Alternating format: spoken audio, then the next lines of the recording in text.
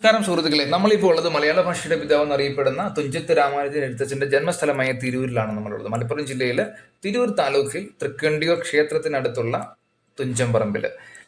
ഏകദേശം തിരൂർ റെയിൽവേ സ്റ്റേഷനിൽ നിന്ന് ഏകദേശം 1.5 കിലോമീറ്റർ ദൂരത്താണ് ഇത് സ്ഥിതി ചെയ്യുന്നത്. നമ്മൾ 20 രൂപയാണ് പ്രവേശന ഫീസ്. അത് പ്രവേശന ഫീസ് കൊടുത്ത് നമ്മൾ നേരെ കയറി കഴിഞ്ഞാൽ നമുക്ക് കാണാൻ, ഇടത്തെ സൈഡിൽ നമുക്ക് കാണാൻ പറ്റുന്നത് ഒരു ശില്പമാണ്.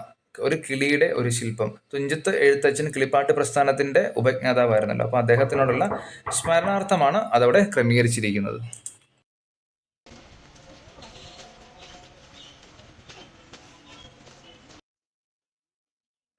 അതിനുശേഷം നമ്മൾ നേരെ പോകുന്നത് തുഞ്ചൻ കളരിയിലേക്കാണ്. തുഞ്ചൻ കളരിയും പിന്നെ അത് തൊട്ടടുത്തൊരു കുളവുമുണ്ട്. അതിന്റെ വിശേഷങ്ങളാണ് ഇപ്പൊ നിങ്ങളിപ്പോൾ കണ്ടുകൊണ്ടിരിക്കുന്നത്. ഈ നമ്മുടെ മുമ്പിൽ കാണുന്നതാണ് കളരി, അതിന്റെ അടുത്ത സൈഡിൽ കാണുന്നതാണ് കുളം. ഈ കുളത്തിലാണ് എഴുത്തച്ഛൻ കുളിക്കാൻ ഉപയോഗിച്ചു എന്ന് കരുതപ്പെടുന്നത്. 1984-85 കാലഘട്ടത്തിൽ അന്നത്തെ കമ്മിറ്റിയാണ് ഈ കാണുന്ന രൂപത്തിലേക്ക് കുളത്തെ മാറ്റിയെടുത്തത്. ചെറിയൊരു മെയിൻ്റനൻസ് വർക്കൊക്കെ ചെയ്ത് ഈ കാണുന്ന രൂപത്തിലേക്ക് മാറ്റിയെടുത്തത്. കേരള വാസ്തുശില്പ മാതൃകയിലാണ് ഇവിടുത്തെ ഓരോ നിർമ്മാണ പ്രവർത്തനവും നമുക്ക് നടന്നിരിക്കുന്നത്. പഴയ കാലത്തെ ഒരു കേരളം നമുക്കിവിടെ കണ്ടതായിട്ട് നമുക്ക് ഫീൽ ചെയ്യും. അങ്ങനെയാണ് ഇവിടുത്തെ ഓരോ കെട്ടിടത്തിന്റെ മാതൃകകളും അവർ റെഡിയാക്കിയിരിക്കുന്നത്. ഇതാണ് കാഞ്ഞിരമരം, കുറച്ചു മുമ്പ് പറഞ്ഞത്. ഈ കാഞ്ഞിരമരത്തിനോട് ചേർന്നാണ് കളരി ഉള്ളത്. ഇവിടെയാണ് കുഞ്ഞുങ്ങൾക്കൊക്കെ ആദ്യാക്ഷരം കുറിക്കുന്നത്. ഇതിനു മുമ്പ് ഇവിടെ ആരോ എഴുതിയിട്ട് പോയതാണ്. നമുക്ക് ആ മണ്ണിൽ കാണുന്ന ആ ഒരു അച്ച് നമുക്കിവിടെ കാണാൻ സാധിക്കും. ഇതൊരു ഹരിശ്രീ ഗണപതായി നമഃ എന്ന് ഇവിടെ മുമ്പ് ആരോ എഴുതിയിട്ടുണ്ട്. ഇവിടെ വെച്ചിട്ടാണ് MDയും അങ്ങനെയുള്ള സാഹിത്യകാരന്മാരൊക്കെ കുഞ്ഞുങ്ങൾക്ക് ആദ്യാക്ഷരം കുറിപ്പിക്കുന്നത് ഇവിടെ വെച്ചിട്ടാണ്.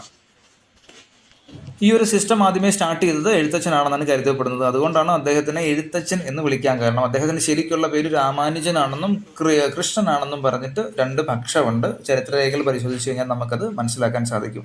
അങ്ങനെ കളരിപ്പറമ്പും കുളവും കണ്ടതിന് ശേഷം നമ്മൾ അതിൻ്റെ കോമ്പൗണ്ടിലേക്ക് കയറുകയാണ്. അവിടെയാണ് വിശ്രാമ മന്ദിരവും ഊട്ടുപുരയൊക്കെ ഉള്ളത്. ഊട്ടുപുരയുടെ തൊട്ട് സൈഡിലൊരു മ്യൂസിയം ഉണ്ട്. നമ്മൾ ആ മ്യൂസിയം കാണാൻ വേണ്ടിയിട്ടാണ് നമ്മളിപ്പോൾ പോകുന്നത്. പോകുമ്പോഴേ നമുക്ക് മറ്റൊരു കുളം കാണാൻ സാധിക്കും. പഴയ കാലത്തെ ഒരു ശേഷിപ്പായിട്ട് നമുക്ക് തോന്നും. ഇത് മെയിൻറ്റെയിൻ ചെയ്ത് തന്നെ ഉപയോഗിക്കുന്നുണ്ട്, നന്നായിട്ട് തന്നെ ഉപയോഗിക്കുന്നുണ്ടെന്നാണ്. കേരള സർക്കാരിൻ്റെ സാംസ്കാരിക വകുപ്പിൻ്റെ കീഴിലാണല്ലോ ഈ തുഞ്ചൻപറമ്പുള്ളത്. ഈ തുഞ്ചൻപറമ്പിനെ സംബന്ധിച്ചിടത്തോളം ഇതിനൊരു സ്വയംഭരണാവകാശമുള്ള ഒരു കമ്മിറ്റിയാണ് അവിടെ നിലനിൽക്കുന്നത്. അവരാണ് അതിൻ്റെ വികസന പ്രവർത്തനങ്ങളും മെയിൻ്റനൻസ് പരിപാടികളും ഒക്കെ നടത്തുന്നത്. 1993 ഈ ഒരു കമ്മിറ്റി ചെയർമാനായിട്ട് MD വാസുദേവൻ നായർ വരുന്നത്. 2001 സർക്കാർ ഇതിനെ ഒരു സ്വയംഭരണാവകാശമുള്ള ഒരു കമ്മിറ്റിയാക്കി മാറ്റിയത്. കേരള സർക്കാരിൻ്റെ സാംസ്കാരിക വകുപ്പിൽ നിന്ന് ലഭിക്കുന്ന പ്രത്യേക ഗ്രാൻഡാണ് നിർമ്മാണ പ്രവർത്തനങ്ങൾക്ക് മെയിനായിട്ടുള്ള ഒരു അസറ്റ് എന്ന് പറഞ്ഞു കഴിഞ്ഞാൽ. ഇവിടെ നമ്മളിപ്പോഴാണ് മ്യൂസിയത്തിലുള്ളത്. മ്യൂസിയത്തിൽ കയറണമെങ്കിൽ 10 രൂപയോളം പാസ് കൊടുക്കണമെന്ന്, പ്രവേശന പാസ് ഉണ്ട്. അവിടെ ചെന്ന് കഴിഞ്ഞാൽ നമ്മുടെ മലയാള സാഹിത്യത്തെ പ്രോത്സാഹിപ്പിച്ച ഒരുപാട് പേരെ പറ്റിയും അവരുടെ ജീവചരിത്രവും ഒക്കെ നമുക്കിവിടെ കാണാൻ സാധിക്കും. പിന്നെ അത് മാത്രമല്ല, കേരളം എന്നൊരു സംസ്ഥാനം രൂപീകരണമാകുന്നതിന് മുമ്പ് ഉണ്ടായിട്ടുള്ള കുറേ നാട്ടുരാജ്യങ്ങളും അവയുടെ മാപ്പും കാര്യങ്ങളും ഒക്കെ നമുക്കിവിടെ കാണാൻ പറ്റും. കേരളത്തിന്റെ ഭാഗമായിട്ടുള്ള പല സ്ഥലങ്ങളും നമുക്കിവിടെ വേറൊരു പേരിലാണ് നമുക്കിവിടെ കാണാൻ സാധിക്കുന്നത്.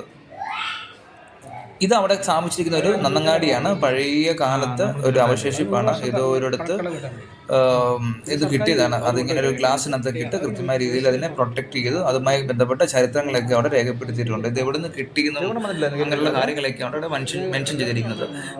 ആധുനിക മനുഷ്യൻ വരുന്നതിന് മുമ്പ് നമ്മുടെയൊക്കെ ഒരു താമസം എന്നൊക്കെ പറഞ്ഞാൽ കാടുമായി ബന്ധപ്പെട്ട സ്ഥലങ്ങളിലാണല്ലോ. അപ്പോൾ അങ്ങനെയുള്ള ഒരുപാട് സ്ഥലങ്ങളിൽ നിന്ന് കണ്ടെത്തിയിട്ടുള്ള കാര്യങ്ങളാണ് ഇവിടെ പ്രദർശിപ്പിച്ചിരിക്കുന്നത്. ഇതൊക്കെ ചരിത്ര രേഖകളാണ്. കേരള സംസ്ഥാനം രൂപീകൃതമാകുന്നതിന് മുമ്പ് ഉണ്ടായിരുന്ന കേരളത്തിന്റെ അവസ്ഥകളും അന്ന് ഉപയോഗിച്ചിരുന്ന നാണയങ്ങളും ഇന്നത്തെ ഭാഷാ രീതിയും അന്നത്തെ വട്ടെഴുത്തും അങ്ങനെയുള്ള രീതികളൊക്കെയാണ് ഇവിടെ കൊണ്ടുവരുന്നത്.